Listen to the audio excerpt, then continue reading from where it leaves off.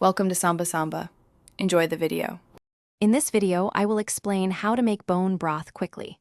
We'll focus on methods that drastically reduce cooking time, allowing you to enjoy this nutritious staple much sooner.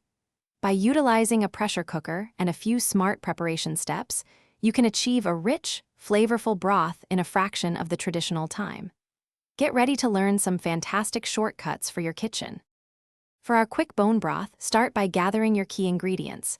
You'll need approximately 2 to 3 pounds of bones, which can be a mix of beef, chicken, or pork.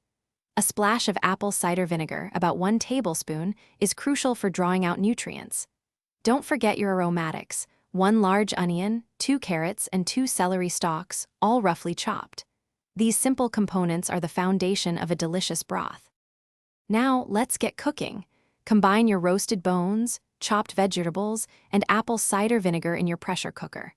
Add enough cold water to cover everything by about 1 inch. Secure the lid and set your pressure cooker to high pressure for 90 minutes. Once the cooking cycle is complete, allow the pressure to release naturally for at least 15 minutes before opening. This method dramatically cuts down on simmering time.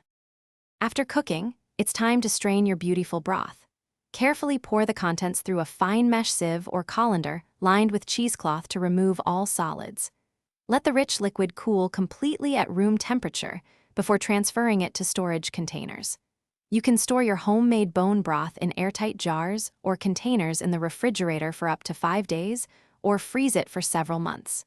Enjoy your quick, nutritious creation. Thanks for watching. Consider subscribing if we helped you.